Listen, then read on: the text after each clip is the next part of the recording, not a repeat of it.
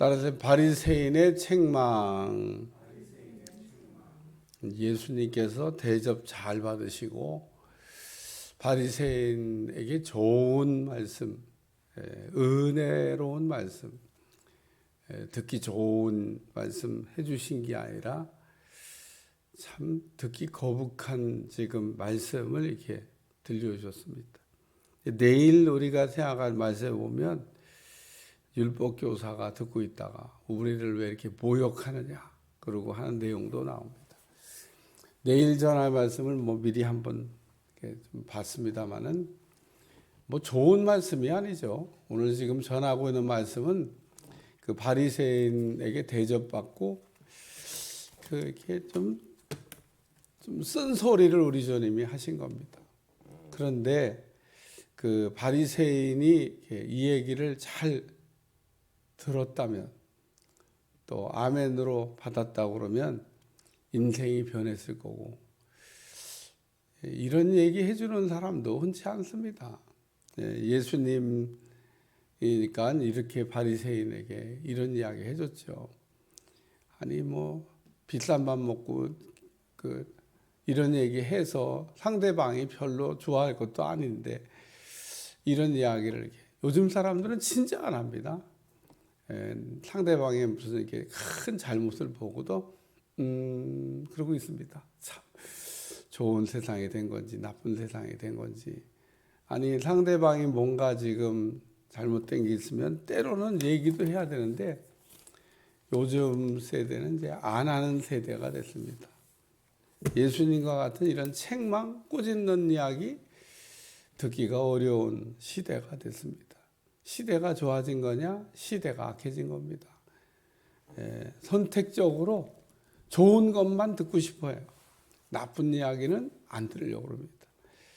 좋은 건 다 내가 하려고 그래요. 나쁜 건 다 딴 사람이 하라고 떠밀어버리는 이런 참 희한한 세대에 우리가 살고 있습니다만은, 어쨌든 예수님이 이렇게 바리새인의 초대를 받아가지고 바리새인 집에 가서 식사 대접하시는 중에 바리새인을 이렇게 책망하신 말씀입니다. 화 있을진저라는 말씀이 이제 내일까지 읽으면 총 6번 나오는데 오늘 3개가 나옵니다.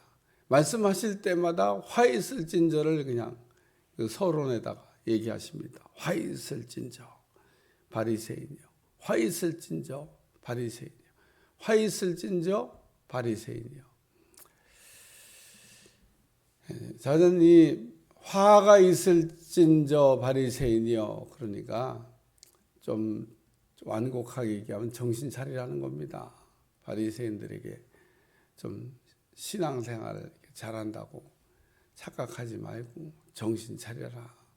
신앙생활을 진짜 제대로 좀 잘해봐라 라고 하는 얘기를 말씀하는 겁니다. 사람들은 다 바리새인들이 신앙생활 잘하는 줄만 알고 있는데 예수님은 신앙생활을 잘 못한다고 지금 속다르고 겉다른 그런 신앙생활 하지 마라. 신앙의 외식이 참 이거 위험한 거다. 오늘도 우리가 이렇게 신앙생활 하다 보면 그 신앙의 외식에 이게 빠지려고 하는 때가 있습니다. 그러니까 신앙의 외식에 이게 빠지면 이제 오늘 바리새인 같은 모습이 나타나는 거죠. 첫 번째 생활 말씀은 온전한 신앙. 따라요. 온전한 신앙. 신앙생활을 온전하게 하자. 그런 얘기인 겁니다. 그 절반의 성공만 한 바리새인들입니다. 신앙생활을 이거는 해요. 근데 저건 안 합니다. 이건 하는데 저건 안 하는 게 뭐냐면 이거는 작은 겁니다. 작은 거. 여기 지금 박하와 또 운양과 모든 채소의 11조. 11조를 바치긴 하는데 하나님 거를 인정하는 거잖아요. 아주 작고 보잘것없는 거는 이렇게 잘 드린다는 겁니다. 그러니까 남들이 보면 막 작은 11조도 떼니까 저렇게 작은 것도 잘하는 사람이 큰 것도 잘하지 않겠어? 라고 이게 생각하는데 실제는 아니었다는 겁니다. 큰 게 뭐냐 하면 공의와 사랑이라는 거예요. 공의와 사랑은 버리고 작은 그 11조는 아주 잘하는 척. 왜? 이게 정말 작은 거거든요. 박하와 운양과 그리고 채소의 11조. 저렇게 작은 것까지도 그냥 11조를 잘 떼는데 나머지는 다 잘하지 않겠어? 예수님이 너희는 그렇게 아주 작은 것도 잘하는 척 하긴 하는데 공의를 버리고 사랑을 버렸다. 하나님의 모습이 공의와 사랑이 있잖아요. 하나님은 공의로우시고 하나님은 우리의 죄를 그냥 이렇게 눈 감아줘. 시간 됐으니까 그냥 올려줘. 그런 거 없습니다. 죄는 해결하지 않으면 그 천년 만년이 가도 그냥 그 죄의 상태로 그냥 그대로 있습니다. 그러니까 죄라고 하는 거는 풀어야 풀리는 거지 풀지 않았는데 그냥 천년 가면 저절로 풀리는 거 이런 일 없다는 겁니다. 그러니까 죄는 반드시 해결을 해야 된다는 겁니다. 하나님의 공의입니다. 하나님은 그 공의로우셔요. 제가 아침에 대해서 공의와 정의에 관한 말씀을 이렇게 찾아봤는데 비슷한 말이긴 한데 조금 다른 겁니다. 우리가 가끔 정의, 우리 뭐 이게 한 국가에서 잘 쓰는 말이에요. 정의사의 구현이라. 이 정의란 말은 약자에 대한 배려, 또 자유를 뺏지 않는 거, 이게 정의입니다. 그러니까 이 정의가 없는 나라는 자기 몫을 이렇게 못 가져가게 하거나 자유를 제한하거나 혹은 약자에 대한 배려가 없는 거, 이게 정의가 없는 나라입니다. 그래서 정의가 있는 나라는 약자에 대한 배려가 있는, 힘없는 사람에 대한 배려가 있는 잘 되는 나라가 정의가 있는 나라예요. 우리나라 정의가 있나? 약자에 대한 배려가 잘 되면은 정의사회 구현이 된 겁니다. 나라를 경영한 분들은 맨날 아주 레파토리처럼 정의사회 구현, 경찰서 앞에도 붙어 있어요. 정의사회, 약자를 이렇게 그 약자가 억울한 일을 당하지 않도록 배려하는 나라를 만들겠다. 그게 정의에 관한. 공의는 뭐냐면 공의는 의, 옳은 거, 관계를 잘 맺는 거를 얘기하는 겁니다. 그러니까 우리가 공의가 됐다는 얘기는 하나님하고 관계를 이렇게 잘 하는 거. 또 여기 보니까 사랑, 이것도 역시 마찬가지로 오늘 이 바리새인들의 문제는 아주 작은 거는 중요하게 생각하면서 정말 중요한 공의와 사랑은 버렸다. 그래서 온전한 신앙생활을 우리가 하되 반쪽짜리 신앙생활 하지 말고 온전하게 하자. 전병은 앞뒤를 익혀야 된다. 전병 뭔지 아시죠? 밀전병. 이렇게 프라이팬에다가 이렇게 밀가루 이렇게 해서 탁 하고 거기다 부추 좀 탁 넣고 고추 이렇게 탁 착 익히는데 한쪽만 익혀가지고 먹으려고 그래 봐요. 먹을 수가 없습니다. 그런 전병은 없어요. 근데 성경에 보면 뒤집지 않은 전병이라 이런 말씀이다. 이게 뭐냐면 전병을 뒤집어서 앞뒤를 잘 익혀야 어제 먹고 싶으시죠? 앞뒤를 잘 익힌 전병. 근데 이게 전병을 한쪽만 익혔어. 그러면은 먹을 수가 없는 겁니다, 사실은. 그 마찬가지로 신앙생활을 할 때 앞뒤로 다 이렇게 익혀가지고 잘 이렇게 해야 된다. 그러니까 작은 것도 잘하고 큰 것도 잘하고. 아멘. 신앙생활이니까 그게 온전한 거다. 여기 보니까 우리 주님 이것도 행하고 저것도 버리지 말아야 할지니라. 두 번째는 화 있을진저 너희 바리새인이여 너희가 회당의 높은 자리와 시장에서 문안 받는 것을 기뻐하는도다. 인정받는 신앙이죠. 우리가 신앙생활을 할 때 인정을 받아야 됩니다.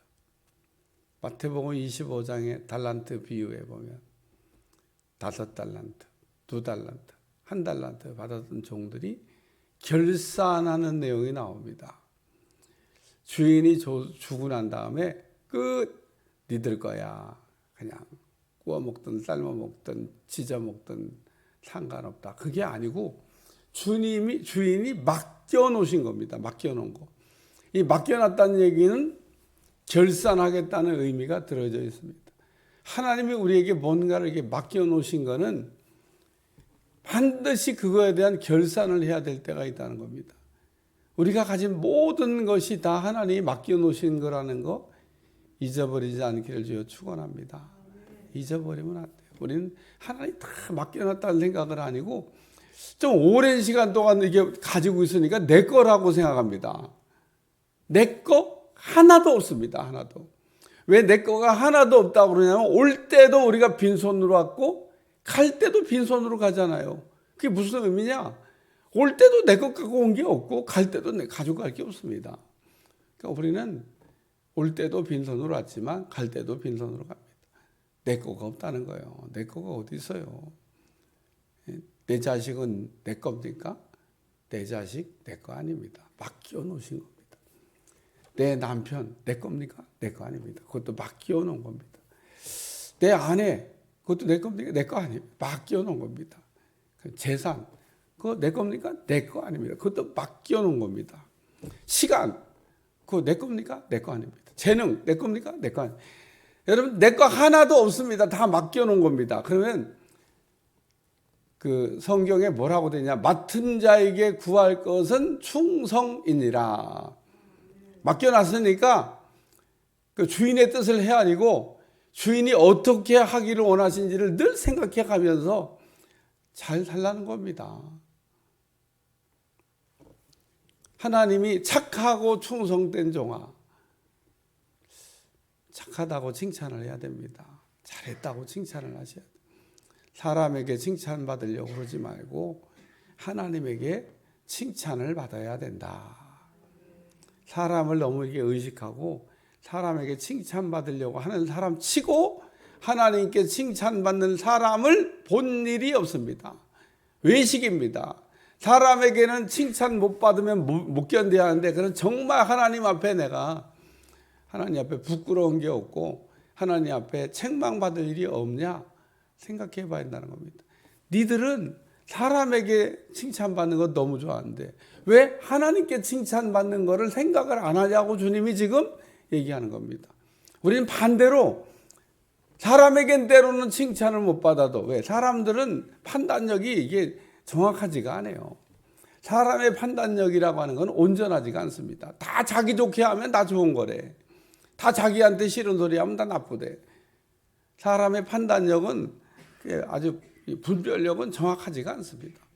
그러니까 너무 사람의 그 판단과 이런 거에 그냥 내 가슴이 막 요동칠 것도 없어요. 아니 뭐 우리는 늘 실수가 많으니까. 근데 바리새인들은 이렇게 사람들이 자기들을 훌륭하십니다. 잘했습니다. 여기 앉으시죠. 막 이런 걸 너무 좋아한다. 세 번째는 평토장 신앙입니다. 이야, 참 우리는 이렇게 막 사람을 이렇게 장례 지나면 평토장을 하는 게 아니라 이게 뭐라고 그래요? 분토장이라고 그래요. 봉분을 만들어 이렇게 둥그렇게 이렇게. 어쨌든 우리나라는 사람을 이렇게 갖다가 그 장례를 치르면 이렇게 둥그렇게 이렇게 봉분을 만들어 가지고 여기에 사람이 붙여 있습니다. 그리고 이게 다 사람들이 보면 알 수 있죠. 근데 미국 같은 데 가보면 그냥 쫙 잔디밭이야. 그래가지고 만약에 거기다만 비석 같은 거 하나 이렇게 간단하게 안고 자놓으면 여기가 그냥 웬 잔디밭이 이렇게 멋있게 있냐. 그 사람들이 왜냐하면 그 밑에는 다 시신을 묻어놨는데 쫙 잔디밭으로. 그래갖고 그 잔디를 쫙 깔아놨는데 그 밑에는 사람을 이렇게 거기다가 이제 장례를 이렇게 치를 겁니다. 장례를 치르고 그걸 평토장이에요. 평토장. 평지처럼 쫙. 그래서 뭐 이렇게 비석은 있지만 그 사이를 이렇게 뛰어다니면서 어린아이들이 놀 수도 있습니다. 왜? 잔디밭이니까. 만약에 그 밑에 다 시신이 누워있고 그렇다고 이렇게 막 그게 생각되면 어린아이들이 뛰어다니겠어요? 어휴, 야, 이게 뭐냐 이럴 텐데, 그 밑에는 쫙 사람들 장례 치러놨는데 그 위에는 조금만 비석, 이렇게 아주 비석도 뭐 크게도 아니고 조금만 이렇게 붙여놔서, 여기가 사람을 장례 지르는 곳이라고 하는 거를 인지하기 전에는 그냥 잔디밭인 줄 알고 뛰어놓고 뒹굴고 막 놀 겁니다. 그렇게 놉니다. 평장. 우리나라에서는 좀 흔히 보지 않는 장례 풍습인데, 그 세계 처처에 보면 평장하는 데가 많습니다. 묻고 그냥 평평하게 만들어 버리는 거예요. 그러니까 평평하게 만들다 그 위에다 잔디까지 깔아놓으면 아이고 뭐 아무도 모르는 거죠. 그냥 잔디밭인 줄 알지. 이게 지금 그 얘기를 하는 겁니다.